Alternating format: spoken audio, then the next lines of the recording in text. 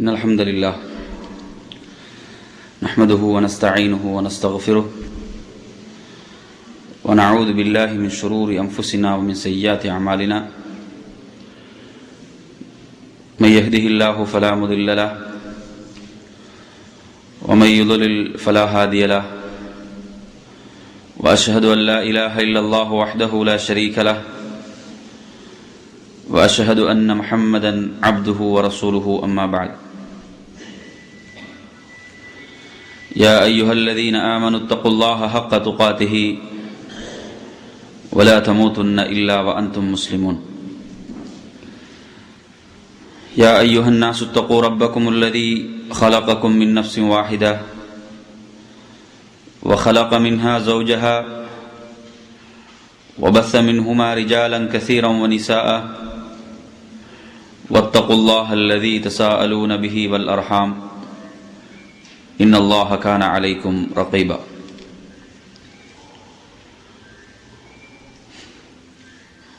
கண்ணியத்திற்குரிய என் அருமை சகோதரர்களே, தாய்மார்களே, சகோதரிகளே, முதலில் உங்களுக்கு அல்லாஹுடைய சாந்தியையும் சமாதானத்தையும் பிரார்த்தித்துக் கொண்டவனாக அஸ்ஸலாமு அலைக்கும் வரஹ்மத்துல்லாஹி வபரகாத்துஹ். உரையை ஆரம்பிப்பதற்கு முன்பு ஒரு பணிவான வேண்டுகோள். அதாவது, ஆங்காங்கே இருக்கக்கூடிய சகோதரர்கள் எல்லாம் முன்னாடி வந்து அமர்ந்துட்டீங்கன்னு சொன்னால் அதாவது சிறப்பாக இருக்கும் என்று கருதுகிறேன். சகோதரர்கள் கொஞ்சம் முன்னாடி வந்துட்டீங்கன்னு சொன்னால் நன்றாக இருக்கும். கண்ணியத்திற்குரிய நறுமை சகோதரர்களே, எனக்கு வழங்கப்பட்டிருக்கும் தலைப்பு அல் குர்ஆனை சங்கைப்படுத்துவோம்.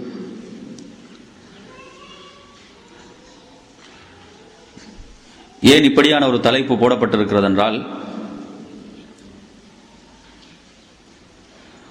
உண்மையிலே இன்றைய முஸ்லிம் உம்மத்தில் பெரும்பாலானவர்கள் அல் குர்ஆனை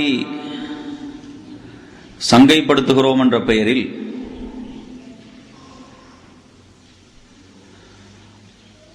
அது எந்த நோக்கத்துக்காக இறக்கி அருளப்படவில்லையோ அப்படியான சில செயல்களை செய்து அதனுடைய சங்கைக்கு ஒரு இழுக்கை ஏற்படுத்துகின்ற காட்சிகளை பார்க்கிறோம். உண்மையிலேயே அல் குர்ஆனை சங்கைப்படுத்துவது எவ்வாறு? இந்த அல் குர்ஆனை சங்கைப்படுத்துவதை பொறுத்தவரையில் நாம் எந்த அளவு கவனம் செலுத்தி இருக்கிறோம், எந்த அளவு கவனம் செலுத்திக் கொண்டிருக்கிறோம், அதற்குரிய கடமைகளையும் உரிமைகளையும் நாம் சரியாக நிறைவேற்றியிருக்கிறோமா என்ற கேள்விகளை நமது நெஞ்சை தொட்டு நாம் கேட்பதற்கு கடமைப்பட்டிருக்கிறோம். கண்ணியத்திற்குரிய நறுமை சகோதரர்களே, ஒரு செய்தி எங்கிருந்து வருகிறதோ அதை வைத்து அந்த செய்திக்கு ஒரு மதிப்பும் அந்தஸ்தும் இருக்கிறது. ஒரு கட்டளை எங்கிருந்து பிறப்பிக்கப்படுகிறதோ அந்த கட்டளை பிறப்பிக்கப்படுகின்ற அந்த இடத்தை வைத்து அதற்கு அந்தஸ்தும் கண்ணியம் இருக்கிறது. உதாரணமாக நீங்கள் வைத்துக் கொள்ளுங்கள், நமது நாட்டினுடைய ஒரு மிகப்பெரிய பதவியில் இருக்கக்கூடிய ஒரு முதலமைச்சரிடமிருந்து ஒரு கடிதம் நமக்கு வருகிறது. இதை நாம் வாசிப்பதற்கும் சாதாரண ஒரு மனிதரிடமிருந்து வரக்கூடிய ஒரு கடிதத்தை வாசிப்பதற்கும் இடையில் மிகப்பெரிய ஒரு வித்தியாசம் இருக்கிறது. அதற்கு நாம் கொடுக்கின்ற அந்தஸ்து, கண்ணியம், அதற்கு கொடுக்கின்ற முக்கியத்துவம் சாதாரண ஒன்றை விட வித்தியாசமானது. அல் குர்ஆனை பொறுத்தவரையில் இந்த அல் குர்ஆன் யாரிடமிருந்து நமக்கு வந்த செய்தி? நாட்டினுடைய முதலமைச்சரிடம் இருந்தா, அல்லது நாட்டை ஆட்சி செய்கின்ற ஜனாதிபதியிடம் இருந்தா, அல்லது இந்த முழு உலகத்தையும் படைத்து பரிபாலித்துக் கொண்டிருக்கக்கூடிய அனைத்து ஆற்றல்களையும் கொண்ட அந்த ரப்பிடம் இருந்தா?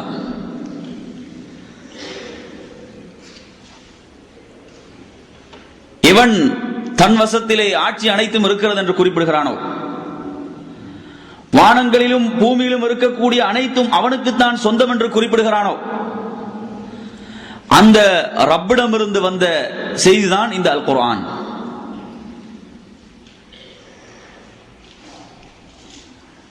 இந்த அல் குர்ஆனை நாம் எப்படி எடுத்துக்கொள்கிறோம்? உண்மையிலே இந்த உலகத்தை படைத்து பரிபாலிக்கக்கூடிய ரப்பிடமிருந்து வந்த ஒரு செய்தி என்று நாம் அதை பார்க்கிறோமா? அதனுடைய கட்டளைகளை எல்லாம் நாம் சர்வசாதாரணமாக அவமதித்துக் கொண்டிருக்கிறோம். குர்ஆனை சங்கைப்படுத்துகிறோம், கண்ணியப்படுத்துகிறோம் என்ற பெயரில் நமது சமுதாயம் என்ன செய்து கொண்டிருக்கிறது? குர்ஆனை எடுத்து தங்கள் கண்களிலே வைத்து முத்தமிடுகிறார்கள், தங்கள் கண்களிலே வைத்து தொட்டு கொஞ்சுகிறார்கள், முகத்திலே வைத்துக் கொள்கிறார்கள், அத்தோடு மூடி வைத்து விடுகிறார்கள். ஷேக் அல்பானி ரஹிமஹுல்லாஹ் அவர்களிடம் அல் குர்ஆனை முகத்திலே வைத்து முத்தமிடுவதை பற்றி அவரிடம் கேட்கப்பட்ட பொழுது அவர்கள் என்ன சொல்கிறார்கள்? உண்மையிலே நன்மைகளிலே முந்தக்கூடியவர்களாக சஹாபாக்கள் இருந்தார்கள். எந்த ஒரு நன்மையாக இருந்தாலும் அதை அந்த சஹாபாக்கள் விட்டு வைக்கவில்லை. அனைத்து நன்மைகளையும் செய்யக்கூடியவர்களாக, நன்மைகளிலே முந்தி செல்லக்கூடியவர்களாக அந்த சஹாபாக்கள் இருந்தார்கள். அவர்களிடம் நமக்கு இந்த நடைமுறையை பார்க்க முடியாது என்று குறிப்பிடுகிறார்கள். ஏனென்றால் நமது சமூகத்தில் இப்பொழுது மார்க்கம் எப்படி மாறிவிட்டது என்று சொன்னால் ஒரு சடங்காக மாறிவிட்டது. நபியை கண்ணியப்படுத்துகிறோம் என்ற பெயரில் வருடத்திலே ஒரு முறை மீலாது விழாவை வைப்பார்கள், நபியின் பிறந்த தினத்தை கொண்டாடுவார்கள். அத்தோடு நபி மறக்கடிக்கப்பட்டு விடுகிறார். உண்மையிலே அல்லாஹ்வின் தூதர் இப்படி ஒரு நடைமுறையை இந்த சமூகத்துக்கு காட்டிக் கொடுத்தாரா? நபி அவர்கள் இப்படியான ஒன்றை சமூகத்துக்கு சொன்னார்களா? இது தெளிவாக யூதர்களுடைய, கிறிஸ்தவர்களுடைய ஒரு நடைமுறையாக இருக்கிறது. அப்படிப்பட்ட ஒன்றை நபியின் பெயராலே அரங்கேற்றுகிறார்கள். அரங்கேற்றி விட்டு சொல்கிறார்கள், நாம் நபிக்கு செய்ய வேண்டிய கடமைகளை செய்துவிட்டோம்.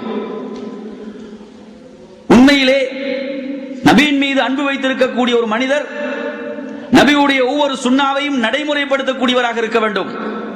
வருடத்திலே ஒரு முறை நபியை நினைவு கூறிவிட்டு மறப்பவர் நபியின் மீது அன்பு செலுத்தியவரோ அல்லது நபிக்குரிய கடமையை செய்தவரோ ஆக மாட்டார். அதுவும் நபியுடைய சுன்னாவுக்கு எதிரான ஒன்றாக இருக்கிறது, ஒரு பித்ஆவாக இருக்கிறது.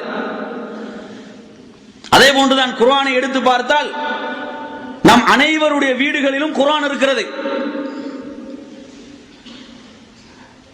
இங்கு நான் உங்களிடம் உங்கள் வீடுகளிலே குர்ஆன் இருக்கக்கூடியவர்கள் கையை உயர்த்துங்கள் என்று சொன்னால் அனைவரும் கையை உயர்த்துவீர்கள்.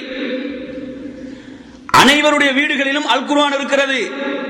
ஆனால் வாழ்க்கையில் இருக்கிறதா? அது வாழ்க்கையிலே நடைமுறைப்படுத்தப்பட்டுக் கொண்டிருக்கிறதா என்று பார்த்தால் மிக மிக அரிதாகத்தான் இருக்கிறது. என் அருமையானவர்களே, அல்லாஹு தஆலா குர்ஆனிலே எப்படி சொல்கிறான்? தன்சீலுல் கிதாப் மினல்லாஹில் அஸீஸில் ஹகீம். யாவற்றையும் மிகைத்த முழுமையான ஞானமுடைய அந்த அல்லாஹ்வின் புறத்திலிருந்து இறக்கி அருளப்பட்டதுதான் இந்த வேதம். என் அருமையானவர்களே, நீங்கள் குர்ஆனை கொஞ்சம் புரட்டி பாருங்கள். அதில் ரப்புல் ஆலமீன் எத்தனை தடவைகளை நம்மை அழைக்கிறான். யா அய்யுஹல்லதீன ஆமனு, ஈமான் கொண்ட இறை விசுவாசிகளே, மூமின்களே என்று எத்தனை தடவை அழைக்கிறான். அந்த அழைப்புகளுக்கெல்லாம் நாம் செவிதாய்த்திருக்கிறோமா? அந்த அழைப்புகளுக்கெல்லாம் நாம் செவிதாழ்த்தி அந்த அழைப்புகளை நாம் நடைமுறைப்படுத்தி இருக்கிறோமா? சாதாரண ஒரு உயர் அதிகாரி அழைக்கும் பொழுது அதை கேட்டு செயல்பட தயாராக இருக்கிறோம். நமக்கு வாழ்வதற்கு வாழ்க்கையை தந்த, அழகான ஒரு உடலை தந்த, இந்த பூமியை நமக்கு வாழ்வதற்கு அழகான ஒரு இடமாக ஆக்கி தந்த அந்த ரப்புல் ஆலமீன் குர்ஆனிலே பல முறை அழைக்கிறான். அந்த அழைப்புக்கு நாம் எந்த அளவு செவிமடுத்துக் கொண்டிருக்கிறோம்? இவர்கள் அந்த அழைப்புக்கு செவிமடுக்கவில்லையோ அவர்கள் நிச்சயமாக நாளை மறுமையிலே குருடர்களாகத்தான் எழுப்பப்படுவார்கள் என்று ரப்புல் ஆலமீன் குர்ஆனிலே குறிப்பிடுகிறார். இந்த குர்ஆன் என்பது அந்த அளவு சங்கை மிக்கதாக, சிறப்பு மிக்கதாக அந்த ரப்பின் புறத்திலிருந்து வந்ததாக இருக்கிறது. அவன் அல் குர்ஆனிலே குறிப்பிடுகிறான், லவ் அன்ஸல்னா ஹாதல் குர்ஆன அலா ஜபலின் லரஐதஹு ஹாஷிஅன் முத்தஸத்தியன் மின் ஹஷ்யத்தில்லாஹ் வதில்கல் அம்சால் நضربها للناس لعلهم يتفكرون. நாம் இந்த அல் குர்ஆனை ஒரு மலையின் மீது இறக்கி வைத்திருப்போம் என்றால் அந்த மலை கூட அச்சத்தின் காரணத்தால், பயத்தின் காரணத்தால் சுக்கு நூறாகி விடுவதை நபியே நீர் பார்ப்பீர். நாம் அதை சுமந்திருக்கிறோம், நாம் அந்த பொறுப்பை ஏற்றிருக்கிறோம். ஆனால் நாம் அதற்குரிய உரிமைகளையும் கடமைகளையும் சரியாக நிறைவேற்றிக் கொண்டிருக்கிறோமா? ஒரு மலை கூட அதனுடைய பொறுப்புகளை தாங்காது அச்சத்தின் காரணத்தால், பயத்தின் காரணத்தால் சுக்கு நூறாகிவிடும் என்று ரப்புல் ஆலமீன் குறிப்பிடுகிறானே. வதில்கல் அம்சால் நضربها للناس, நாம் ஏன் இப்படியான உதாரணங்களை சொல்கிறோம் என்றால் லஅல்லஹும் யதஃபக்கரூன், அவர்கள் சிந்திக்க வேண்டும் என்பதற்காக, அவர்கள் சிந்தித்து அதிலிருந்து பாடம் படிக்க வேண்டும் என்பதற்காக என்று ரப்புல் ஆலமீன் குறிப்பிடுகிறார். அப்படியானால் என் அருமையானவர்களே, இந்த அல் குர்ஆன் இப்படிப்பட்ட ஒரு மிகப்பெரிய ஒரு பொறுப்பை நம்மீது சுமத்தி இருக்கிறது, ஒரு பணியை சுமத்தி இருக்கிறது. அதில் நாம் எந்த அளவு கவனம் செலுத்தக்கூடியவர்களாக இருக்கிறோம்? அல்லாஹ்விடத்தில் எந்த அளவு சங்கை மிக்கதாக இந்த குர்ஆன் இருக்கிறது? எந்த மாதத்தில் இந்த குர்ஆன் இறக்கி அருளப்பட்டதோ அந்த மாதத்தை அல்லாஹ் தஆலா சிறப்பாக்கினானா இல்லையா? எந்த மாதத்தில் அல்லாஹ் தஆலா குர்ஆனை இறக்கி அருளினானோ அந்த மாதத்தினுடைய ஒவ்வொரு இரவிலும் பகலிலும் நரகத்துக்குரியவர்கள் விடுதலை செய்யப்படுகின்றார்களா இல்லையா? எந்த மாதத்தில் குர்ஆன் இறக்கி அருளப்பட்டதோ அந்த மாதத்தினுடைய பகல் காலங்களில் நோன்பு வைப்பவர்களுடைய பாவங்கள், முன் செய்த பாவங்கள் மன்னிக்கப்படுகிறது. இரவு காலங்களில் நின்று வணங்கக்கூடியவர்களுடைய முன் செய்த பாவங்கள் மன்னிக்கப்படுகிறது என்று அல்லாஹ் தஆலா அறிவித்தானா இல்லையா? எந்த இரவிலே குர்ஆன் இறக்கி அருளப்பட்டதோ அந்த இரவிலே நின்று வணங்கினால் 1000 மாதங்களை விட சிறந்த நன்மைகளை செய்த ஒரு உயர் அந்தஸ்தை ஒரு மனிதன் பெற்றுக் கொள்கிறான் என்பதை ரப்புல் ஆலமீன் குர்ஆனின் மூலம் அறிவித்தானா இல்லையா? இவைகள் எல்லாம் எதை எடுத்து காட்டுகிறது? இந்த குர்ஆனுக்குரிய நன்மதிப்பை, குர்ஆனுக்குரிய அந்தஸ்தை அது யாரிடம்? ரப்பிடம் இருக்கிறது. ரப்பிடம் இவ்வளவு பெரிய ஒரு அந்தஸ்து இந்த குர்ஆனுக்கு இருக்கிறது. ஆனால் நமது உள்ளங்களிலே இருக்கிறதா? நமது வீடுகளில் குர்ஆன் இருக்கலாம், நமது ரூம்களில் குர்ஆன் இருக்கலாம். நமது உள்ளத்திலே அந்த குர்ஆனுக்குரிய அந்தஸ்து, சங்கை என்ன? உண்மையிலே குர்ஆனை சங்கைப்படுத்துகிறோம் என்றால், குர்ஆனை கண்ணியப்படுத்துகிறோம் என்றால் அதனுடைய உண்மையான யதார்த்தம் என்னவென்றால் அதை நாம் செயல்படுத்த வேண்டும், அதற்கு நாம் செயல் வடிவம் கொடுக்க வேண்டும். சஹாபாக்களுடைய வாழ்க்கையை கொஞ்சம் எடுத்து பாருங்கள். அந்த சஹாபாக்கள் எந்த அளவு கட்டுப்பட்டார்கள்? அல் குர்ஆனுடைய வசனம் என்று சொல்கின்ற பொழுது அதற்கு எந்த அளவு கட்டுப்பட்டு நடந்தார்கள்? இது அல்லாஹ்வுடைய வார்த்தை, 7 வானங்களுக்கு மேல் இருக்கக்கூடிய அந்த அரசுடைய ரப்பிடமிருந்து வந்த செய்தி என்று அதற்கு உடனே கட்டுப்பட்டார்கள். அதற்கு பல செய்திகளை உங்களுக்கு ஆதாரமாக எடுத்து வைக்கலாம். ஹிஜ்ரத்துடைய வசனம் இறங்குகிறது. ஹிஜ்ரத்துடைய வசனம் இறங்கிய நேரத்திலே இவர்கள் பலவீனர்களாக ஆண்களிலும் பெண்களிலும் இருக்கிறார்களோ அவர்களை தவிர மற்றவர்கள் ஹிஜ்ரத்தை மேற்கொள்ள வேண்டும் என்ற அந்த செய்திகள் வந்த பொழுது லமிரத் இப்னு கைஸ் என்று சொல்லக்கூடிய ஒரு நபித்தோழர், இவர் மக்காவிலே ஒரு பலவீனமான மனிதராக இருக்கிறார். மினல் முஸ்தலாஃபீன பி மக்கா, மக்காவிலே ஒரு பலவீனமான மனிதராக இவர் இருக்கிறார். வகான மரீதன், அவர் ஒரு நோயாளியாகவும் இருக்கிறார். இவருக்கு ஹிஜ்ரத் செய்வதற்கு முடியாது. ஹிஜ்ரத் செய்யக்கூடிய நிலையிலே இவர் இல்லை. அந்த அளவு பலவீனமிக்க ஒருவராக இருக்கிறார். அந்த நேரத்திலே அவர் தனது குழந்தைகளை பார்த்து சொல்கிறார், அஹ்மிலூனி, என்னை நீங்கள் சுமந்து என்னை இந்த மக்காவிலிருந்து வெளியேற்றுங்கள். தனது குழந்தைகளுக்கு சொல்கிறார். நோய்வாய்ப்பட்டு பலவீனத்தில் இருக்கக்கூடிய அந்த நபித்தோழர் சொல்கிறார், அஹ்மிலூனி வ அஹ்ரிஜூனி மின் மக்கா, என்னை சுமந்து இந்த மக்காவிலிருந்து என்னை வெளியேற்றுங்கள். ஃபைன்னி லஸ்து மினல் முஸ்தலாஃபீன், நான் பலவீனமானவர்கள் என்றும் உள்ளவனாக இல்லை, நான் பலவீனம் இல்லை என்று அவர்கள் சொல்கிறார்கள். அதற்கு பிறகு என்ன சொல்கிறார்கள், நான் இந்த மக்காவிலே ஒரு இரவு கூட நான் தங்கி இருக்க தயாரில்லை, அல்லாஹ்வின் மீது சத்தியமிட்டு சொல்கிறேன், என்னை இந்த மக்காவை விட்டு வெளியேற்றுங்கள் என்று சொன்ன பொழுது அவர்கள் என்ன செய்தார்கள், அவர்களை சுமந்து அவருடைய குழந்தைகள் எடுத்துச் செல்கிறார்கள். அந்த நேரத்திலே, அதாவது மக்காவை விட்டு கொஞ்சம் தொலைவுக்கு சென்று தன்ஈம் என்ற இடம் வந்த பொழுது, தன்ஈம் என்ற இடத்தை அண்மித்த பொழுது அவர்கள் மரணிக்கிறார்கள். அவர்கள் இந்த உலகத்தை விட்டு பிரிகிறார்கள். அந்த நேரத்தில் அல்லாஹ் தஆலா என்ன சொல்கிறான், ஃபஅன்ஸலல்லாஹ் வமன் யக்ருஜ் மின் பைத்திஹி இலல்லாஹி வ ரசூலிஹி, இவர் தனது வீட்டிலிருந்து அல்லாஹ்வுக்காகவும் ரசூலுக்காகவும் வெளியேறினாரோ, சும்ம யுத்ரிகுல் மௌத், அந்த நிலையில் அவருக்கு மரணம் வந்துவிட்டால் ஃபகத் வகா அஜ்ருஹு அலல்லாஹ், அவருக்கு அல்லாஹ்வுடைய கூலி முழுமையாக கிடைத்து விட்டது என்று அல்லாஹ் தஆலா அறிவிக்கிறார். இவருடைய நியத், அவருடைய எண்ணம் என்னவாக இருந்தது, அல்லாஹ்வுடைய கட்டளைக்கு நான் கட்டுப்பட்டு நான் இந்த மக்காவை விட்டு மதீனாவுக்கு ஹிஜ்ரத் செய்ய வேண்டும் என்ற அந்த எண்ணத்திலே அவரை தூக்கி செல்கிறார்கள். மக்காவை விட்டு கொஞ்சம் தூரம் செல்கின்ற பொழுது அவருக்கு மரணம் வருகிறது. ரப்புல் ஆலமீன் அவரது அந்த செயலை ஏற்றுக்கொள்கிறான், ஒப்புக்கொள்கிறான். என் அருமையானவர்களே, அல்லாஹ்வுடைய கட்டளை என்கின்ற பொழுது எந்த அளவுக்கு அந்த சஹாபாக்கள் செவிசாய்த்தார்கள், எந்த அளவுக்கு அதற்கு கட்டுப்பட்டார்கள். இன்னும் உங்களுக்கு பார்க்கலாம். இந்த செய்தி புகாரிலே வருகிறது. ஒரு முறை ரசூலுல்லாஹி ஸல்லல்லாஹு அலைஹி வஸல்லம் அவருடைய அவைக்கு பனு தமீம் கோத்திரத்தார்கள் வருகிறார்கள். அந்த நேரத்திலே அந்த பனு தமீம் கோத்திரத்தாருக்கு ஒருவரை தலைமையாக நியமிப்பது சம்பந்தமான ஒரு கருத்து வருகின்ற பொழுது அதிலே வாஷார அஹதுஹுமா பில் அக்ரா இப்னு ஹாபிஸ், அதில் ஒருவர் என்ன செய்கிறார்கள், அதாவது அபூபக்கர் ரலியல்லாஹு அன்ஹு அவர்கள் அக்ரா இப்னு ஹாபிஸ் ரலியல்லாஹு அவர்களை பார்த்து இவரை பொறுப்பாக நியமிக்கலாம் என்று சொல்கிறார்கள். உமர் ரலியல்லாஹு அன்ஹு அவர்கள் என்ன சொல்கிறார்கள், வேறொரு மனிதரை காட்டுகிறார்கள், இவரை பொறுப்பாக நியமிக்கலாம் என்று சொல்கிறார்கள். இந்த நேரத்திலே உமர் ரலியல்லாஹு அன்ஹு அவர்களுக்கும் அபூபக்கர் சித்திக் ரலியல்லாஹு அவர்களுக்கும் மத்தியிலே ஒரு வாக்குவாதம் ஏற்படுகிறது. உமர் ரலியல்லாஹு அன்ஹு அவர்கள் என்ன சொல்கிறார்கள், இவர் எனது கருத்துக்கு மாற்றமாக சொல்லத்தான் விரும்புகிறார்.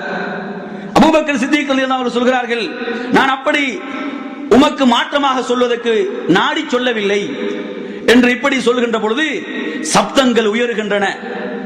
இருவரும் வாக்குவாதம் செய்கிறார்கள். அந்த நேரத்தில் ரப்புல் ஆலமீன் இறக்குகிறான், யா அய்யுஹல்லதீன ஆமனூ, ஈமான் கொண்ட இறை விசுவாசிகளே, லா தர்ஃபஉ அஸ்வாத்தகும் ஃபௌக ஸௌத்தின் நபி, நபியுடைய அந்த சப்தத்தை விட உங்களுடைய சப்தங்களை நீங்கள் உயர்த்தாதீர்கள், உங்களுடைய சப்தங்களை நீங்கள் உயர்த்தி பேசாதீர்கள் என்ற வசனம் இறங்கியது.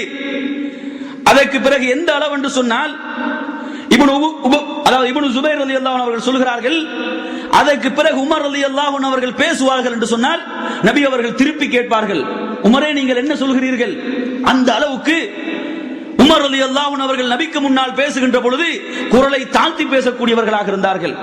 நபி அவர்கள் விளங்கவில்லை, மறுபடி சொல்லுங்கள் என்று சொல்கின்ற அளவுக்கு குரலை தாழ்த்தக்கூடியவர்களாக இருந்தார்கள் என்ற செய்தியை பார்க்கிறோம். அல் குர்ஆனுடைய கட்டளை வந்தது, அதற்கு முழுமையாக கட்டுப்படுகிறார்கள். இதே வசனத்தோடு சம்பந்தப்படுத்தி இன்னொரு செய்தியும் சொல்லப்படுகிறது. சாபித் இப்னு கைஸ் ரலியல்லாஹு அன்ஹு அவர்கள் நபியுடைய அவைக்கு வரக்கூடிய ஒரு நபி தோழராக இருந்தார், நபியுடைய சமூகத்துக்கு வரக்கூடிய ஒரு நபி தோழராக இருந்தார். இவர் சில நாட்கள் வரவில்லை, இவரை சில நாட்கள் காணவில்லை.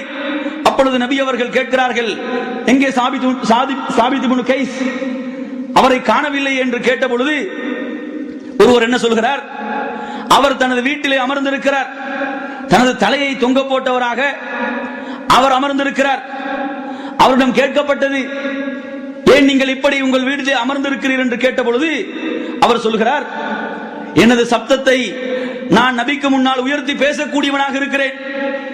எனது சப்தத்தை நான் நபிக்கு முன்னால் உயர்த்தி பேசிய நிலையிலே நான் காலங்களை நாட்களை கழித்தேன்.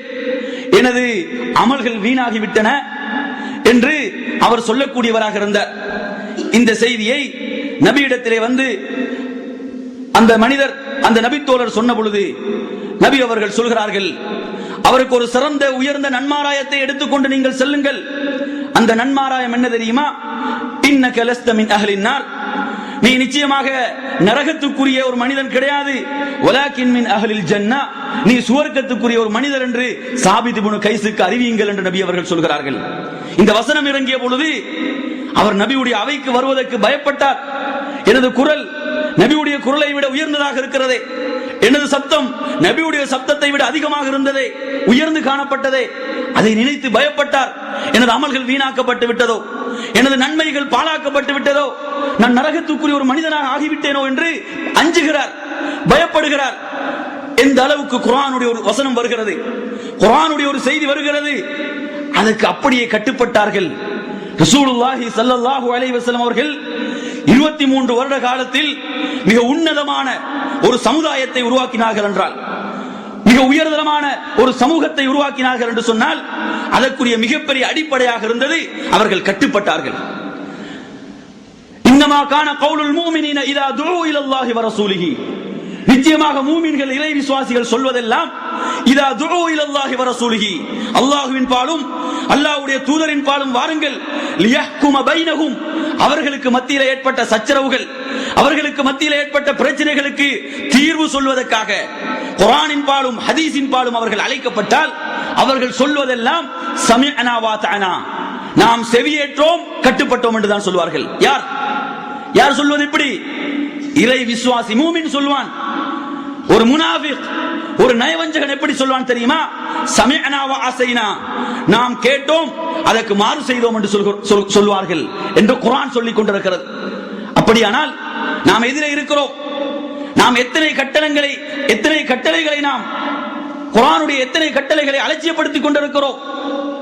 குர்ஆனுடைய எத்தனை கட்டளைகளை நமது உலக வாழ்க்கைக்காக, நமது உறவுகளுக்காக, நமது ஊருக்காக, நமது ஊருடைய பழக்க வழக்கங்களுக்காக, நமது மூதாதையர்களுடைய பழக்க வழக்கங்களுக்காக குர்ஆனுடைய சுன்னாவுடைய எத்தனை கட்டளைகளை புறக்கணித்துக் கொண்டிருக்கிறோம், தூக்கி எறிகிறோம், சொல்கிறோம் இது குர்ஆன், இப்படித்தான் அல் குர்ஆன் சொல்கிறது, நபி அவர்கள் இப்படித்தான் சொல்லி இருக்கிறார்கள், அப்படித்தான் வருது, குர்ஆன் அப்படித்தான் சொல்லி இருக்கிறது, ஹதீஸிலும் அப்படித்தான் சொல்லப்பட்டிருக்கிறது. ஆனா எங்க ஊர்ல இப்படித்தானே செய்கிறார்கள், எமது குடும்பத்தில பழக்கம் இதுவல்லவா, எமது மூதாதையர்களின் பழக்கம் இதுவல்லவா, எமது ஊர்ல இப்படித்தானே செய்யறது வளமை, இப்படி பேசுறோமா இல்லையா? எத்தனை விடயங்கள் நாம் இப்படி பேசி இருப்போம். அல்லாஹ் தஆலா சொல்கிறானே, வமா கான லிமுமினின் வலா முமினத்தின் இதா கதல்லாஹு வ ரசூலுஹு அம்ரன் ஐயகூன லஹுமுல் ஹியரத்து மின் அம்ரிஹிம், அல்லாஹ்வும் அல்லாஹ்வுடைய தூதரும் ஒரு விஷயத்திலே தீர்ப்பளித்து விட்டால், தீர்ப்பளிக்காத விடயங்கள் இருக்கிறதா? இஸ்லாம் என்ற மார்க்கம் முழுமையான மார்க்கம் என்று நம்பி இருக்கிறோம். அந்த ரப்புல் ஆலமீன் இதை முழுமையான மார்க்கம் என்று குர்ஆனின் மூலம் அறிவித்து விட்டான். அப்ப இந்த இஸ்லாம் என்ற மார்க்கத்தில் தீர்ப்பளிக்கப்படாத ஏதாவது ஒரு விடயம் இருக்கிறதா? அல்லாஹ் தஆலா சொல்கிறான், அல்லாஹ்வும் அல்லாஹ்வுடைய தூதரும் ஒரு காரியத்திலே தீர்ப்பளித்து விட்டால், ஒரு இறை விசுவாசியான ஆணாக இருக்கலாம், பெண்ணாக இருக்கலாம், அவர்களுக்கு சுய முடிவுகளை, சொந்த முடிவுகளை கொண்டு வருவதற்கு அதிகாரம் இல்லை என்று அல்லாஹ் தஆலா குறிப்பிடுகிறான். குர்ஆனா நாம் கட்டுப்படுகிறோம், ஹதீஸா நாம் கட்டுப்படுகிறோம். நம்ம எத்தனை பேர்கள் இதுக்கு கட்டுப்பட்டுக் கொண்டிருக்கிறோம்? நமது சமுதாயத்தின் நிலை என்ன? குர்ஆனையும் ஹதீஸையும் பின்பற்றுகிறவனை சமூகத்தை விட்டு ஒதுக்கி வைக்கப்படுகிறான். குர்ஆனையும் ஹதீஸையும் பின்பற்றுகிறோம் என்று சொல்லக்கூடியவர்களை அவமானப்படுத்துகிறான். குர்ஆனையும் ஹதீஸையும் பின்பற்றுகிறோம் என்று சொல்லக்கூடியவர்கள் பள்ளிகளை விட்டு தடுக்கப்படுகிறார்கள், ஊரை விட்டு ஒதுக்கி வைக்கப்படுகிறார்கள். இதை செய்யக்கூடியவர்கள் யார்? காஃபிர்களா? லா இலாஹ இல்லல்லாஹ் முஹம்மது ரசூலுல்லாஹ் என்று சொன்ன ஒரு சமுதாயம் செய்து கொண்டிருக்கிறது. அடிக்கப்படுகிறார்கள், கொலை செய்யப்படுகிறார்கள். எதற்காக வென்றால் குர்ஆனையும் சுன்னாவையும் சமூகத்திலே நிலைநாட்டுவதற்கு முன்வரும் பொழுது காஃபிர்கள் அல்ல, அன்று எதிர்த்தவர்கள் அபூஜஹல்கள், அன்று எதிர்த்தவர்கள் அபூலஹப்கள். ஆனால் இன்று நமது சமுதாயத்திலே முஸ்லிம் பேர் தாங்கிகள் எதிர்த்துக் கொண்டிருக்கிறார்கள். யாரை? குர்ஆனையும் சுன்னாவையும் பின்பற்றக்கூடியவர்களை, பித்ஆவை, ஷிர்கை எதிர்க்கக்கூடியவர்களை எதிர்ப்பது யார்? முஸ்லிம்களாக இருக்கக்கூடியவர்கள், முஸ்லிம் பேர்தாங்கிகளாக இருக்கக்கூடியவர்கள். அவர்கள் தங்களை என்ன சொல்லிக் கொண்டிருக்கிறார்கள்? நாமும் குர்ஆனை தான் பின்பற்றுகிறோம், நாமும் ஹதீஸை தான் பின்பற்றுகிறோம் என்று சொல்லிக் கொண்டு அல்லாஹ் தஆலா குர்ஆனில் எச்சரிக்கிறான். என்ன எச்சரிக்கிறான்? நாளை மறுமையுடைய நாளில் யௌம துகல்லபு வுஜூஹுஹும் ஃபின்னார், சிலருடைய முகங்களை நரகத்தில் போட்டு புரட்டப்படும். யகூலூன, அவர்கள் என்ன சொல்வார்கள் தெரியுமா? யா லைதனா, அந்தோ கைசேதமே, அத்தான அல்லாஹ் வ அத்தான ரசூலா, நாம் அல்லாஹ்வையும் அல்லாஹ்வுடைய ரசூலையும் பின்பற்றி இருக்க வேண்டாமா? இன்னா அத்தானா சாதத்தனா வ குபராஅனா, நாம் நமது சமுதாயத்தில் பெரியவர்கள், அந்தஸ்திலே உள்ளவர்கள், பெரியார்கள் சொல்கிறார்கள், வலிமார்கள் சொல்கிறார்கள், அவர் சொல்கிறார், இப்படி சொல்லிக்கொண்டு நாம் அவர்களை பின்பற்றி அவர்கள் எம்மை வழிகெடுத்து விட்டார்களே, ஃபஅலல்லூன ஸபீலா, அவர்கள் எம்மை வழிகெடுத்து விட்டார்களே, ரப்பனா ஆதிஹிம் ضعفين, யா அல்லாஹ் அவர்களுக்கு இரட்டிப்பான வேதனையை கொடு என்று அவர்கள் நரகத்திலே வைத்து கதறும் பொழுது அதற்கு எந்த பயனுமே இல்லை. அதுக்கு எந்த ஒரு பயனும் அது பயன் தராது. என் அருமையானவர்களே, நாம் எதை பின்பற்றிக் கொண்டிருக்கிறோம்? குர்ஆனையும் சுன்னாவையும் பின்பற்றுகிறோமா? அல்லது நாம் பெரியார்கள் சொல்லிவிட்டால், அவுலியாக்கள் சொல்லிவிட்டால், நாடாக்கள் சொல்லிவிட்டால் அவர்களுடைய குர்ஆன் சுன்னாவுடைய கட்டளையை புறக்கணித்து விட்டு அவர்களுடைய கட்டளைக்கு தான் முன்னுரிமை கொடுக்க வேண்டும், அவர்களை தான் பின்பற்ற வேண்டும் என்று இந்த சொல்லக்கூடியவர்கள் உண்மையிலே நாளை மறுமையிலே கவலைப்பட போகிறார்கள். குர்ஆனுக்கும் சுன்னாவுக்கும் உட்பட்டதாக இருக்கும் என்று சொன்னால் எந்த தவறும் இல்லை. குர்ஆனுக்கும் சுன்னாவுக்கும் எதிராக அமையும் பொழுது அவர்களுக்குரிய தங்குமிடம் நரகம் என்று அல்லாஹ் தஆலா குர்ஆனின் மூலம் அறிவித்துக் கொண்டிருக்கிறார். எனவே அருமையானவர்களே, அந்த உன்னதமான சஹாபா சமுதாயம் எந்த அளவு குர்ஆனுக்கு கட்டுப்பட்டார்கள் என்பதற்கு இன்னும் பல ஆதாரங்களை உங்களுக்கு எடுத்து வைக்கிறேன். தல்ஹா ரலியல்லாஹு அன்ஹு அவர்கள் மிகச்சிறந்த ஒரு நபித்தோழராக இருக்கிறார். அவர் மதீனாவை சேர்ந்தவராக ஒரு அன்சாரியாக இருக்கிறார். அவருக்கென்று நிறைய சொத்துக்கள், பேரித்த தோட்டங்கள் எல்லாம் அவரிடத்திலே இருக்கிறது. அந்த நேரத்திலே அவரிடத்திலே ஒரு தோட்டம் எப்படி இருந்தது? மஸ்ஜிது நபவிக்கு முன்னால் இருந்தது. அதற்கு பைருஹா என்று சொல்லப்படும். நபி அவர்கள் கூட அந்த தோட்டத்துக்கு சென்று அதிலிருந்து தண்ணீரை பருகி பேரித்த பழங்களை சாப்பிடக்கூடியவர்களாக இருந்தார்கள். மஸ்ஜிது நபவிக்கு நேர் எதிராக இருந்த ஒரு சிறந்த தோட்டமாக அது இருந்தது. அல்லாஹ் தஆலா குர்ஆனுடைய வசனத்தை இறக்குகிறான். லன் தனாலுல் பிர்ர ஹத்தா துன்ஃபிகு மிம்மா துஹிப்பூன், நீங்கள் எதை விரும்புகிறீர்களோ, நீங்கள் எதை நேசிக்கின்றீர்களோ அதை நீங்கள் அல்லாஹ்வுடைய வழியிலே செலவழிக்காத வரை, அதை நீங்கள் அல்லாஹ்வுடைய வழியிலே நீங்கள் அதை கொடுக்கின்ற வரை நீங்கள் நன்மை செய்தவர்களாக மாட்டீர்கள் என்ற வசனம் இறங்குகிறது. அந்த வசனம் இறங்கிய பொழுது தல்ஹா ரலியல்லாஹு அன்ஹு அவர்கள் வருகிறார்கள். வந்து அல்லாஹ்வுடைய தூதரிடம், யா ரசூலல்லாஹ், எனக்கு மிகவும் விருப்பமானது, எனது சொத்துக்களிலே எனக்கு மிகவும் விருப்பமானதாக இருப்பது இந்த மஸ்ஜிது நபவிக்கு முன்னால் இருக்கக்கூடிய எனது இந்த தோட்டமாகும், இதை நீங்கள் எடுத்துக் கொள்ளுங்கள் என்று சொல்லிவிடுகிறார்கள். அல்லாஹ்வுடைய கட்டளை வருகிறது. அந்த ரப்புல் ஆலமீன் 7 வானங்களுக்கு மேலிருந்து கட்டளை இறக்குகிறான். அதற்கு அப்படியே கட்டுப்படக்கூடியவர்களாக இருந்தார்கள். அதற்கு அப்படி அவர்கள் கட்டுப்பட்டார்கள். இப்படியான ஒரு சிறந்த உன்னதமான ஒரு சமூகமாக அந்த சஹாபாக்கள் இருந்தார்கள். அதனால் தான் ரப்புல் ஆலமீன் அவர்களை ரலியல்லாஹு அன்ஹு, அல்லாஹ் அவர்களை பொருந்திக் கொண்டதாக குர்ஆனின் மூலம் அறிவிக்கிறான். அல்லாஹ் தஆலா அவர்களை பொருந்திக் கொண்டதாக சொல்கிறான். அவர்கள் எந்த ஒரு சந்தர்ப்பத்திலும் தங்கள் சுய முடிவுகளுக்கோ, சுய லாபங்களுக்கோ, சுய ஆசாபாசங்களுக்கோ அவர்கள் இடம் கொடுக்கவில்லை, அதற்கு முன்னுரிமை கொடுக்கவில்லை. அல்லாஹ்வுடைய கட்டளையா அதற்கு உடனே கட்டுப்படக்கூடியவர்களாக இருந்தார்கள். ரசூலுல்லாஹி ஸல்லல்லாஹு அலைஹி வஸல்லம் அவர்கள் மரணித்து விடுகிறார்கள். அந்த நேரத்திலே உமர் ரலியல்லாஹு அன்ஹு அவர்கள் சொல்கிறார்கள், நபி அவர்கள் மரணிக்கவில்லை. நபி அவர்கள் மரணிப்பதாக யாராவது சொல்வார் என்றால் அவரது தலையை நான் இந்த வாளால் எடுத்து விடுவேன் என்று சொல்கிறார்கள். இந்த நேரத்திலே சஹாபாக்களில் ஒரு கூட்டம் நபி அவர்கள் மரணிக்கவில்லை என்கிறது, ஒரு கூட்டம் அவர்கள் மரணித்தது என்று சொல்லிக் கொண்டிருக்கிறது. அபூபக்கர் சித்திக் ரலியல்லாஹு அன்ஹு அவர்கள் வருகிறார்கள். வந்து நபி அவர்களை முத்தமிட்டு விட்டு மஸ்ஜிது நபவிக்கு வந்து சொல்கிறார்கள், அறிந்து கொள்ளுங்கள், இவர்கள் அல்லாஹுவை வணங்கினார்களோ அந்த ரப்புல் ஆலமீன் என்றென்றும் உயிரோடு இருக்கிறான். இவர்கள் முகம்மதை வணங்கினார்களோ அவர்கள் அறிந்து கொள்ளுங்கள், அவர் கதுமாத் மரணித்து விட்டார். அப்பொழுது உமர் ரலியல்லாஹு அன்ஹு அவர்கள் தங்கள் கருத்தை விட்டுக் கொடுக்க தயாராகவில்லை. அவர்கள் எந்த கருத்தில் இருந்தார்களோ அந்த கருத்தில் தான் இருந்தார்கள். நபி அவர்கள் மரணிக்கவில்லை என்ற கருத்தில் தான் இருந்தார்கள்.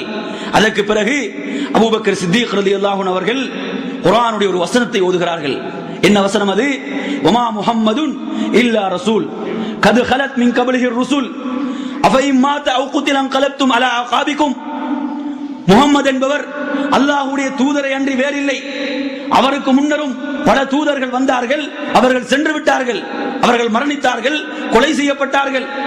இப்படி முகமது மரணித்தால் அல்லது கொலை செய்யப்பட்டால் நீங்கள் உங்கள் பழைய மார்க்கத்துக்கு திரும்பி சென்று விடுவீர்களா என்ற இந்த வசனத்தை அபூபக்கர் சித்தீக் ரலியல்லாஹு அவர்கள் ஓதி காட்டிய மாத்திரத்திலே உமர் ரலியல்லாஹுடைய கையில் இருந்து வாள் அப்படியே நழுவி கீழே விழுகிறது. உமர் ரலியல்லாஹு அவர்கள் அப்படி அமர்ந்து விடுகிறார்கள். உமர் ரலியல்லாஹு அவர்கள் சொல்கிறார்கள், குர்ஆனிலே இப்படி ஒரு வசனம் இருக்கிறது என்பது எனக்கு இப்பொழுதுதான் நினைவுக்கு வந்தது என்று உடனே அதற்கு கட்டுப்பட்டார்கள். நிச்சயமாக முஹம்மது ஸல்லல்லாஹு அலைஹி வஸல்லம் அவர்கள் மரணித்து விட்டார்கள். குர்ஆன் சொல்கிறது, அல்லாஹ் சொல்கிறான், அல்லாஹ் குர்ஆனிலே அறிவிக்கிறான், நான் அதற்கு உடனே கட்டுப்படுகிறேன். எனது அந்தஸ்து, எனது கருத்து, எனது மரியாதை அவைகளை எல்லாம் தூக்கி எறிந்துவிட்டு குர்ஆனுக்கு உடனே கட்டுப்பட்டார்கள் என்று சொன்னால் இதுதான் குர்ஆனுக்கு கொடுக்கின்ற மரியாதை, இதுதான் குர்ஆனுக்கு கொடுக்கின்ற சங்கை. நமது வீடுகளிலே குர்ஆன் இருக்கிறது, நமது வீடுகளிலே குர்ஆன் வைக்கப்பட்டிருக்கிறது. ஆனால் அந்த குர்ஆனுக்கு மாற்றமான எத்தனையோ செயல்கள் நமது வீடுகளிலே அரங்கேற்றப்பட்டுக் கொண்டிருக்கின்றன. குர்ஆனுக்கு மாற்றமான எத்தனையோ செயல்களை நமது வாழ்க்கையிலே நாம் செய்து கொண்டிருக்கிறோம். என் அருமையானவர்களே, அபூபக்கர் சித்தீக் ரலியல்லாஹு வாழ்க்கையை எடுத்து பாருங்கள். அந்த அபூபக்கர் சித்தீக் ரலியல்லாஹு அன்ஹு அவர்கள் ஒரு முறை என்ன சொல்கிறார்கள்? அவர்கள் செலவுக்கு கொடுக்கின்ற, அவர்களுடைய உதவியிலே வாழுகின்ற ஒரு நபித்தோழராக மிஸ்தக் என்று சொல்லக்கூடியவர் இருந்தார்.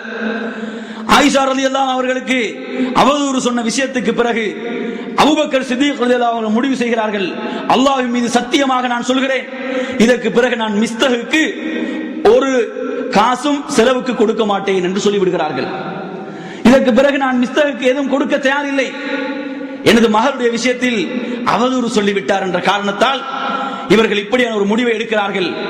அந்த நேரத்தில் அல்லாஹ் தஆலா குர்ஆனுடைய வசனத்தை இறக்குகிறான். என்ன வசனம்? ولا يأتل أولو الفضل منكم والسعة أن يؤتوا أولي القربى والمساكين والمهاجرين في سبيل الله وليعفوا وليصفحوا ألا تحبون أن يغفر الله لكم والله غفور رحيم. உங்களுடைய அந்த செல்வங்களை, உங்களுடைய பொருள்களை ஏழைகளுக்கும் உறவினர்களுக்கும் முஹாஜிர்களுக்கும் கொடுப்பதை விட்டு உங்களை தடுக்க வேண்டாம். நீங்கள் அவர்களை மன்னித்து விடுங்கள், அவர்களை நீங்கள் மன்னித்து விடுங்கள்.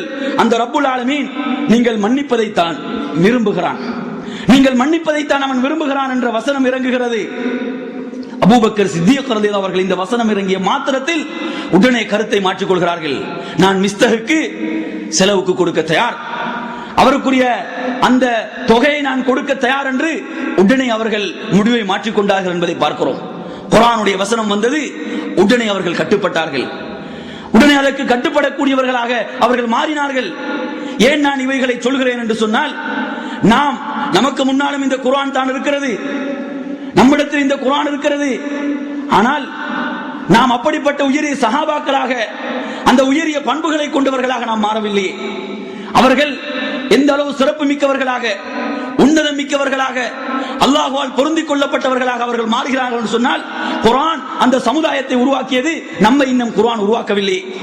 இந்த குர்ஆன் ஏடுகளுக்கும் எழுத்துகளுக்கும் மட்டும் அது சுருக்கப்பட்டு விட்டதை, நமது வாழ்க்கையிலே அது செயல்படுத்தப்படாமல் இருக்கிறதை. என் அருமையானவர்களே, குர்ஆனை சங்கை செய்கிறோம் என்ற பெயரில் திங்கட்கிழமை இரவு, வியாழக்கிழமை இரவு யாசீனை எடுத்து ஓதுகிறார்கள். யாராவது மரணித்து விட்டால் அவருக்கு 3ஆம் ஃபாத்திஹா என்றும் 7ஆம் ஃபாத்திஹா என்றும் 15 என்றும் குர்ஆனை ஓதுவதற்கு குர்ஆனை சுருக்கி விட்டார்கள். இதற்காக குர்ஆன் இறக்கி வரப்படவில்லை. குர்ஆன் இறக்கி வரப்பட்டது இதற்காக அல்ல. குர்ஆன் இறக்கி வரப்பட்ட நோக்கம், இந்த சமுதாயம் நேர்வழி பெற வேண்டும், இந்த சமுதாயம் நேர்வழி பெற்ற ஒரு சமுதாயமாக மாற வேண்டும். இந்த குர்ஆன் என்பது ஒரு மனிதனுடைய மொத்த வாழ்க்கை. இந்த குர்ஆன் என்பது நமது வாழ்க்கையிலே ஒவ்வொரு பிரச்சனைக்கும் தீர்வு. ஃபைன் தனாஸஅதும் ஃபீ ஷைஇன் ஃபருத்தூஹு இலல்லாஹி வர் ரசூல். உங்களுக்கு மத்தியிலே ஒரு கருத்து முரண்பாடு, ஒரு பிரச்சனை வருகிறதா, உடனே குர்ஆனின் பக்கம் செல்லுங்கள், அல்லாஹ்வுடைய தூதரின் பக்கம் செல்லுங்கள். குர்ஆனின் பக்கமும் சுன்னாவின் பக்கமும் சென்று தீர்வை பெறுங்கள் என்று குர்ஆன் சொல்கிறது. நாம் சொல்கிறோம் நாம் குர்ஆனை தான் பின்பற்றுகிறோம், ஆனால் ஹதீஸை நாம் பின்பற்றுகிறோம். ஆனால் நமது தலைவர் சொல்ல வேண்டும். அது குர்ஆன்ல இருந்து வந்தாலும் சரி, ஹதீஸ்ல இருந்து வந்தாலும் சரி, நமது ஜமாத்துடைய அமீர் சொன்னால் தான் எடுப்போம். அப்பொழுது குர்ஆனுக்கு முக்கியத்துவம் கொடுக்கிறோமா, ஹதீஸுக்கு முக்கியத்துவம் கொடுக்கிறோமா, அல்லது ஒரு தனி மனிதனுடைய வார்த்தைக்கு முக்கியத்துவம் கொடுக்கிறோமா? இந்த பிரச்சனைகள் நமது சமுதாயத்தில் தோன்றிவிட்டதா இல்லையா? இன்னும் ஒரு முக்கியமான விடயத்தை இங்கே நாம் சுட்டிக்காட்ட வேண்டும். என்ன விடயம் என்றால், நமது சமுதாயத்திலே பல அமைப்புகளை நாம் பார்க்கிறோம், பல பிரிவுகளை நாம் பார்க்கிறோம், பல ஜமாத்துக்களை பார்க்கிறோம். ஒவ்வொருவரும் இஸ்லாத்தை தங்கள் பாணியிலே அதை மக்களுக்கு சொல்லிக் கொண்டிருக்கிறார்கள். இதிலே நமக்கு மத்தியிலே பரவிவிட்ட ஒரு மிகப்பெரிய இயக்கம். அவர்கள் என்ன சொல்கிறார்கள்? இந்த குர்ஆன் இருக்கிறதே, இது பாமர மக்களுக்கு விளங்க முடியாது, இது பாமர மக்களால் இந்த குர்ஆனை விளங்கிக் கொள்ள முடியாது, இதை ஆலிம்களால் மாத்திரம் தான் விளங்க முடியும். இவர்கள் மேடைக்கு மேடை இவர்களுடைய கோஷம் என்னவென்றால், தீன் என்றால் அல்லாஹ்வுடைய கட்டளை, நபியுடைய வாழ்க்கை வழிமுறை என்று சொல்கிறார்கள். தீன் என்றால் அல்லாஹ்வுடைய கட்டளை, நபியுடைய வாழ்க்கை வழிமுறை என்று சொல்லிவிட்டு குர்ஆன் பாமர மக்களுக்கு விளங்காது என்று சொல்கிறார்கள். அருமையானவர்களே, இந்த குர்ஆன் பாமர மக்களுக்கு விளங்காது என்று சொல்வது குர்ஆனுக்கு எதிரான ஒரு வாதமாக இருக்கிறது. அல்லாஹ் தஆலா குர்ஆனிலே சொல்கின்ற பொழுது, ஹுதல் லின்னாஸ், மனிதர்களுக்கு நேர்வழி காட்டுவதற்காகத்தான் இதை இறக்கி அருளினோம் என்று சொல்கிறான். அப்ப குர்ஆன் மனிதர்களுக்கு விளங்காது என்று சொன்னால், இந்த வசனத்துக்கு இது எதிரான ஒரு வாதம் இல்லையா? இந்த வசனத்துக்கு ஒரு சவாலாக வைக்கக்கூடிய ஒரு கருத்து இல்லையா? நம்மிலே பலர் நமது சமுதாயத்திலே பார்க்கிறோம். நமது ஊர்களை எடுத்து பார்த்தால் ஒரு தர்ஜுமத்துல் குர்ஆனை பள்ளியிலே வைப்பதற்கு அனுமதி இல்லை. அல்லாஹ்வுடைய வேதம், வான்னல் மசாஜிதல் இல்லா, அல்லாஹ் தஆலா குர்ஆனிலே சொல்கிறான், பள்ளிகள் அனைத்தும் அல்லாஹ்வுக்கு சொந்தமானது என்று சொல்கிறான்.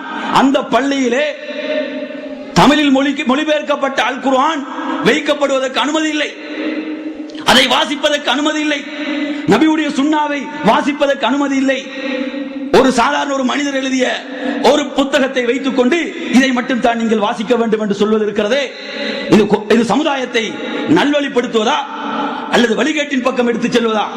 குர்ஆன் என்பது அல்லாஹ் தஆலா குர்ஆனிலே எத்தனை இடங்களிலே கேட்கிறான் தெரியுமா? வலகத் யஸ்ஸர்னல் குர்ஆன லிذிக்ர் ஃபஹல் மின் முத்தகிர். நல்லுணர்ச்சி பெறுபவர்களுக்கு, நல்லுபதேசம் பெறுவர்களுக்கு நாம் இந்த குர்ஆனை இலகுபடுத்தி வைத்திருக்கிறோம். நல்லுபதேசம் பெறக்கூடியவர்கள் இருக்கிறார்களா என்று அல்லாஹ் தஆலா பல தடவைகள் கேட்கிறான். அல்லாஹ் தஆலா இதை இலகுபடுத்தி இருப்பதாக சொல்கிறான். இவர்கள் சொல்கிறார்கள் குர்ஆனை விளங்க முடியாது. ஏன் இந்த வாதத்தை வைக்கிறார்கள் தெரியுமா? குர்ஆனை விளங்கினால் இவர்களது வண்டவாளங்கள் வெளியே வந்துவிடும், இவர்களுடைய முரண்பாடுகளும் குளறுபடிகளும் மக்களுக்கு தெரிந்துவிடும்.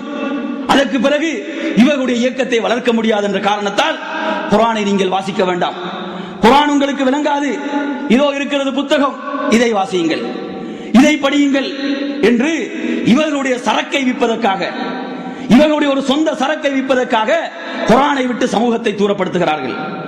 குர்ஆனை விட்டு சமூகம் தூரமாகிக் கொண்டிருக்கிறது. குர்ஆனை கண்டு மக்கள் அஞ்சுகிறார்கள். குர்ஆனா அது எங்களுக்கு விளங்காது, அது ஆலிம்களுக்கு தான் விளங்க முடியும் என்று சொல்லி குர்ஆனை விட்டு சமூகம் தூரப்படுத்தப்பட்டுக் கொண்டிருக்கிறதே. இந்த குர்ஆனை விட்டு சமுதாயம் தூரமாகும் என்றால் அவர்கள் வழிகேட்டின் பக்கம் சென்று கொண்டிருக்கிறார்கள் என்பது அர்த்தம். எந்த அளவு குர்ஆனின் பால் நாம் நெருங்குகிறோமோ, எந்த அளவு நாம் சுன்னாவின் பால் நெருங்குகிறோமோ, அந்த அளவுக்கு தான் நாம் நேர்வழியில் இருக்கிறோம் என்பது. எனவே அருமையானவர்களே, அந்த ரப்புல் ஆலமீன் குர்ஆனிலே என்ன கேட்கிறான்? அஃபலா யததப்பரூனல் குர்ஆன், அவர்கள் அந்த அல் குர்ஆனை ஆய்வு செய்ய மாட்டார்களா? அந்த அல் குர்ஆனை அவர்கள் சிந்திக்க மாட்டார்களா? அம் அலா குலூபின் அக்ஃபாலுஹா, அவர்களுடைய உள்ளங்களுக்கு என்ன பூட்டு போடப்பட்டிருக்கிறதா என்று அல்லாஹ் தஆலா கேட்கிறான். அஃபலா யததப்பரூனல் குர்ஆன், அவர்கள் அல் குர்ஆனை ஆய்வு செய்ய மாட்டார்களா? வலவ் கான மின் இன்தி கைரில்லாஹி லவஜது ஃபீஹி இக்திலாஃபன் கஸீரா, அல்லாஹ் அல்லாத ஒருவரிடமிருந்து இந்த வேதம் வந்திருக்கும் என்றால் அதில் பல முரண்பாடுகளை காணுவார்கள் என்று அல்லாஹ் தஆலா சொல்கிறானே. இப்படி இந்த வசனங்களின் மூலமாக எல்லாம் அல்லாஹ் எதை விரும்புகிறான்? இந்த சமுதாயம் அல் குர்ஆனை ஆய்வு செய்ய வேண்டும், அல் குர்ஆனை படிக்க வேண்டும், அல் குர்ஆனை விளங்க வேண்டும். சஹாபாக்கள் எந்த யூனிவர்சிட்டியிலே போய் கற்றார்கள், எந்த மதரசாவிலே போய் கற்றார்கள்? அல்லாஹ் தஆலா என்ன சொல்கிறான்? ஹுவல்லதீ பாஸ ஃபில் உம்மீயீன ரசூலம் மின்ஹும் எழுத வாசிக்க தெரியாத அந்த சமுதாயத்தில் இருந்து அவர்களுக்கு ஒரு தூதரை அனுப்பினான் என்று அல்லாஹ் தஆலா சொல்கிறான். எழுத வாசிக்க தெரியாத சமுதாயம் என்று சொல்லக்கூடிய அந்த சமுதாயம் குர்ஆனை விளங்கியது, குர்ஆனை விளங்கி ஒரு உன்னதமான சமுதாயமாக மாறியது. அப்படியானால் ஏன் நமக்கு விளங்க முடியாது? நமக்கு அரபு தெரியாது, அதனால் விளங்க முடியாது என்று சொல்லலாம். தமிழிலும் விளங்க முடியாதா? தமிழில் கொடுக்கப்படுகிறது, அதையும் வாசிக்க கூடாது என்று சொன்னால் இது எப்படி அறிவுக்கு பொருந்தும்? இதை எப்படி ஒருவன் ஏற்றுக்கொள்ள முடியும்? என் அருமையானவர்களே, ஒரு ஆசிரியர் ஒரு பாடத்தை கற்றுக் கொடுக்கிறார், அது மாணவர்களுக்கு விளங்கவில்லை என்றால் ஆசிரியருடைய மேல் குறை இருக்கிறது. அப்படி என்றால் குர்ஆன் விளங்கவில்லை என்றால் இவர்கள் அல்லாஹ்வின் மீது குறை சொல்ல நினைக்கிறார்களா? அல்லாஹ் அருளி அந்த வேதத்திலே அதை யார் இறக்கி அருளினானோ அவனுக்கு விளக்க தெரியாது என்று இவர்கள் சொல்ல வருகிறார்களா? நாம் சிந்திக்க கடமைப்பட்டிருக்கிறோம். எனவே இது ஒரு மோசமான, ஒரு பயங்கரமான ஒரு வாதம். ஏனென்றால் குர்ஆனை விட்டு சமூகத்தை தூரப்படுத்துவதற்கு தான் மேற்கத்திய உலகம் விரும்பிக் கொண்டிருக்கிறது. மேற்கத்திய நாடுகளை எடுத்தால் அவர்கள் என்ன விரும்புகிறார்கள்? குர்ஆனை விட்டு இந்த சமுதாயத்தை தூரப்படுத்த வேண்டும். குர்ஆனை விட்டு இந்த சமுதாயத்தை தூரப்படுத்துவதற்கு பல திட்டங்களை அவர்கள் போட்டுக் கொண்டிருக்கிறார்கள். குர்ஆனை விட்டு இந்த சமுதாயத்தை நாம் தூரமாக்குவோம் என்றால் நாம் நிச்சயமாக வெற்றி பெறுவோம். நமக்கு தான் வெற்றி, இவர்கள் நிச்சயமாக தோல்வியை தான் தருவார்கள் என்று அவர்கள் திட்டம் போட்டுக் கொண்டிருக்கிறார்கள். இந்த திட்டத்துக்கு, இந்த சூழ்ச்சிக்கு நாம் ஆளாகிவிடக் கூடாது, நாம் இதற்கு இரையாகிவிடக் கூடாது, நாம் இதற்கு அடிமைப்பட்டு விடக் கூடாது. நாம் என்ன செய்ய வேண்டும்? குர்ஆனை நமது வீடுகளில் நாம் வாசிக்க வேண்டும். குர்ஆனுடைய தமிழ் மொழிபெயர்ப்புகளை நாம் மக்களுக்கு வழங்க வேண்டும். வழங்கி இதோ படியுங்கள், இது அல்லாஹ்வுடைய வேதம். இது ஒரு மூன்றாவது நபரை பார்த்து பேசவில்லை, என்னை பார்த்து பேசுகிறது, உங்களை பார்த்து பேசுகிறது. உஸ்மான் இப்னு அஃபான் ரலியல்லாஹு அன்ஹு அவர்கள் சொன்னார்கள், ஈமான் கொண்ட இறை விசுவாசிகளே, மூமின்களே என்று அழைத்தால் நீங்கள் செவிதாழ்த்தி கேளுங்கள். அதில் உங்களுக்கு ஏதாவது ஒரு கட்டளை இருக்கான் அல்லாஹ் தஆலா? உங்களுக்கு ஏதாவது ஒரு கட்டளை அதில் இருக்கும், அல்லது அல்லாஹ் தஆலா ஏதாவது ஒன்றை உங்களுக்கு தடுத்திருப்பான், அல்லது உங்களுக்கு ஒரு நன்மாராயம் அதில் இருக்கும், அல்லது உங்களுக்கு ஒரு எச்சரிக்கை இருக்கும் என்று சொல்கிறார்கள். எனவே குர்ஆன் என்பது மூன்றாவது ஒரு நபரை பார்த்து பேசக்கூடியதல்ல, நம் ஒவ்வொருவரையும் பார்த்து பேசுகிறது. என்னை பார்த்து பேசுகிறது, உங்களை பார்த்து பேசுகிறது. நாம் அதற்கு கட்டுப்பட வேண்டும். அது அந்த அல்லாஹ்வுடைய வார்த்தையாக இருக்கிறது, அந்த ரப்புடைய வார்த்தையாக இருக்கிறது. அதை நாம் எந்த அளவுக்கு கண்ணியப்படுத்துவோமோ, எந்த அளவுக்கு நாம் அதற்கு கட்டுப்படுவோமோ, அந்த அளவுக்கு நாளை மறுமையிலே அல்லாஹ் தஆலா நமது அந்தஸ்துக்களை உயர்த்துவதற்கு காத்துக் கொண்டிருக்கிறான். எனவே நறுமையானவர்களே, நாம் அந்த அல் குர்ஆனை சிந்திக்கக்கூடிய சமுதாயமாக மாற வேண்டும். அல் குர்ஆனை சிந்திக்கக்கூடிய நன்மக்களாக நாம் மாற வேண்டும். எந்த அளவுக்கு ரசூலுல்லாஹி ஸல்லல்லாஹு அலைஹி வஸல்லம் அவர்கள் இருந்தார்கள் என்று சொன்னால், இந்த ஹதீஸ் திர்மிதியிலே பதிவாகி இருக்கிறது. இப்னு அப்பாஸ் ரலியல்லாஹு அன்ஹு அவர்கள் ரிவாயத்தை செய்கிறார்கள். ஒரு முறை அபூபக்கர் என்று சொல்லக்கூடிய ஒரு நபித்தோழர் அல்லாஹ்வுடைய தூதரிடம் வந்து என்ன கேட்கிறார்? யா ரசூலுல்லாஹ், உங்களுடைய முடிகள் எல்லாம் நரைத்து விட்டதே, உங்களுடைய முடிகள் எல்லாம் நரைத்து விட்டதே யா ரசூலுல்லாஹ் என்று நபியை பார்த்து கேட்ட பொழுது நபி அவர்கள் என்ன சொன்னார்கள்? எனது முடிகளை நரைத்த விடயங்கள் என்ன தெரியுமா? எனது முடிகள் நரைப்பதற்கு காரணமாக இருந்தது எது தெரியுமா? அல் குர்ஆனிலே வரக்கூடிய ஹூத் என்ற அத்தியாயம் என்று நபி அவர்கள் சொல்கிறார்கள். குர்ஆனிலே வரக்கூடிய ஹூத் என்ற அத்தியாயம், அல் வாக்கியா என்று சொல்லக்கூடிய அத்தியாயம், வல் முர்சலாத் என்று சொல்லக்கூடிய அத்தியாயம், அந்நப என்று சொல்லக்கூடிய அத்தியாயம், இத ஷம்சு குவிரத் என்று சொல்லக்கூடிய அத்தியாயம், இந்த அத்தியாயங்கள் தான் எனது முடிகளை நரைக்க வைத்தன என்று நபி அவர்கள் சொல்கிறார்கள். அப்படியானால் எந்த அளவுக்கு நபி அவர்கள் அந்த அல் குர்ஆனை சிந்தித்திருப்பார்கள், அந்த அல் குர்ஆனுடைய கட்டளைகளை விளங்கி இருப்பார்கள். நபியுடைய முடிகளை நரைக்கின்ற அளவுக்கு அதில் உள்ள செய்திகள் என்ன, அந்த அத்தியாயங்கள் எதை பற்றி பேசுகிறது என்று சொன்னால், அந்த அத்தியாயங்களுடைய மைய கருத்தாக இருப்பது மறுமை. அது மறுமையை பற்றி பேசுகிறது, மறுமையுடைய நிகழ்வுகளை அது பேசுகிறது, மறுமை நெருங்கும் பொழுது ஏற்படுகின்ற அமளி துமளிகளை பற்றி பேசுகிறது. அந்த வசனங்கள் எல்லாம் நபியுடைய முடிகளை நரைக்க செய்து விட்டன. ஹூத் என்ற அத்தியாயம் முன்னர் அளிக்கப்பட்ட சமுதாயங்களின் நிகழ்வுகளை பேசுகிறது. அவர்கள் இறை தூதர்களுக்கு மாறு செய்த பொழுதெல்லாம் அவர்களுக்கு ஏற்பட்ட தண்டனைகளை பேசுகிறது. அப்படிப்பட்ட இந்த அத்தியாயங்கள் நபியுடைய முடிகளை நரைக்க செய்து விட்டன என்று சொன்னால், நாம் குர்ஆனை பொருள் விளங்காமல் ஓதிக் கொண்டிருக்கிறோம். குர்ஆன் சூரத்துல் ஃபாத்திஹா இருக்கிறது, ஒரு நாளைக்கு 17 தடவை ஃபர்லை தொழக்கூடியவன் ஓதுகிறான். இந்த சூரத்துல் ஃபாத்திஹாவுடைய பொருளை நம்ம எத்தனை பேர்கள் விளங்கி வைத்திருக்கிறோம்? இந்த சூரத்துல் ஃபாத்திஹா என்னிடமிருந்து எதிர்பார்க்கின்ற பண்புகள் என்ன, நம்ம எத்தனை பேர்கள் விளங்கி வைத்திருக்கிறோம்? இய்யாக நஅபுது வ இய்யாக நஸ்தஈன் என்பதனுடைய பொருள் இந்த உம்மத்துக்கு விளங்கி இருந்தால் தர்காக்கள் உருவாகி இருக்குமா? கபர்கள் எழுப்பப்பட்டிருக்குமா? இய்யாக நஅபுது வ இய்யாக நஸ்தஈன் அந்த ரப்புக்கு முன்னால் ஒரு நாளைக்கு 17 தடவை நாம் ஒரு உறுதிமொழி வாங்குகிறோம். அந்த ரப்புக்கு ஒரு உறுதிமொழியை கொடுக்கிறோம். யா அல்லாஹ், நாம் உன்னையே வணங்குவோம், நாம் உன்னிடமே உதவி தேடுகிறோம் என்ற ஒரு உறுதிமொழியை கொடுத்து விட்டு கபரிலே போய் அந்த தர்காவிலே போய் கேட்கிறார் என்று சொன்னால் இதனுடைய விளைவு என்ன? இவர்கள் குர்ஆனை விட்டு சமுதாயத்தை தூரப்படுத்துகிறார்கள். குர்ஆன் பாமர மக்களுக்கு விளங்காது என்று சொல்லி அந்த மக்களை சிறுக்கின் பால் எடுத்து செல்கிறார்கள். என் அருமையானவர்களே, நமது உணர்வுகள் கொதிக்கிறது. ஏன்?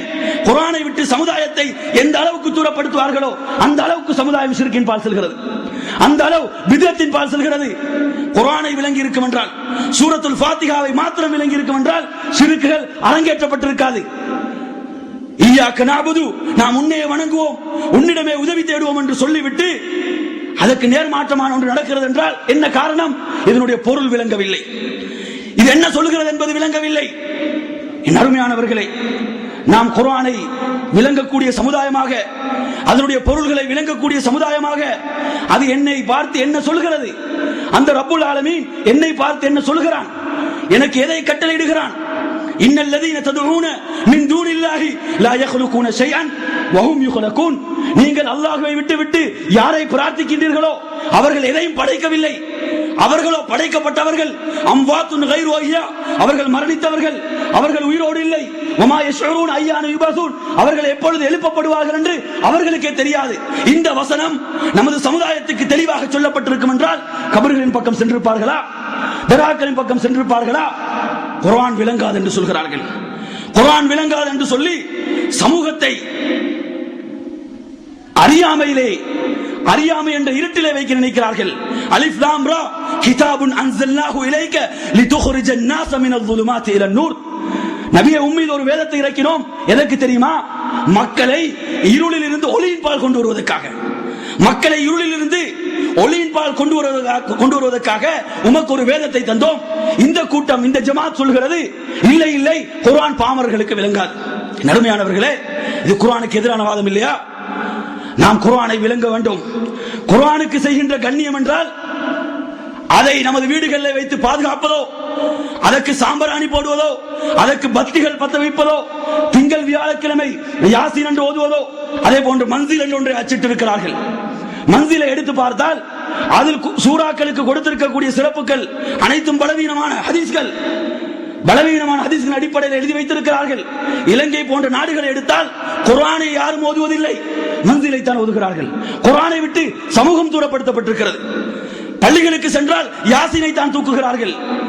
யாசீனோடு சிறப்பு சம்பந்தமாக வந்த ஹதீஸ்கள் அனைத்தும் பலவீனமானவைகள். என் அருமையானவர்களே, குர்ஆனை விட்டு சமூகம் தூரப்படுத்தப்பட்டிருக்கிறதே. குர்ஆனை கண்ணியப்படுத்துவது என்றால் அதனுடைய யதார்த்தத்தை, உண்மையை நாம் விளங்கி அதை செயல்படுத்த வேண்டும். ஆயிஷா ரலியல்லாஹு அன்ஹா வந்து கேட்கப்பட்டது நபியுடைய குணங்கள், நபியுடைய பண்புகள் எவ்வாறு இருந்தன என்று கேட்டபொழுது என்ன சொன்னார்கள்? கான ஹுலுகுஹு அல் குர்ஆன். நபியுடைய பண்பு குர்ஆன் தானப்பா. நபி குர்ஆனை தான் வாழ்ந்து காட்டினார்கள். நமது வாழ்க்கையிலே குர்ஆன் இல்லை, வீட்டிலே குர்ஆன் இருக்கிறது.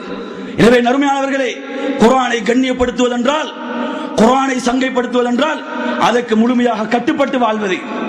எனவே எனது நேரம் முடிந்த காரணத்தால் எனக்கு இந்த அவகாசத்தை தந்தமைக்கு நன்றி கூறியவனாக எனது உரையை நான் நிறைவு செய்கிறேன். வஸ்ஸலாமு அலைக்கும் வரஹ்மத்துல்லாஹி வபரகாத்துஹு வ ஆகிரு தஅவானா அல்ஹம்துலில்லாஹி ரப்பில் ஆலமீன். உங்கள் முன்னால் சிறப்புரையாற்றியவர் ஜுபைல் தாவா நிலையத்தைச் சேர்ந்த அஷேக் அஸ்ஹர் சீலானி அவர்கள்.